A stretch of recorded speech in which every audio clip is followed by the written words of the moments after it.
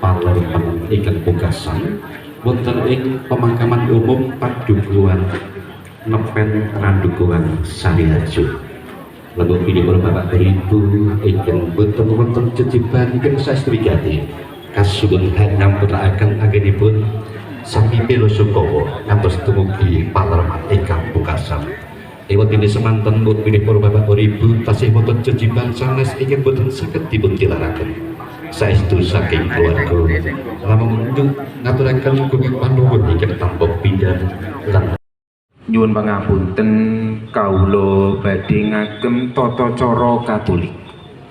Bapak Ibu ingkang kinurmatan ingkang gadah kapitayan sanes kawula sumangaken dumateng Bapak Ibu sekalian. kula namung titah sawantah jalma manungsa limrah ingkang tan kendhat saking kilat lan lepat kula nyuwun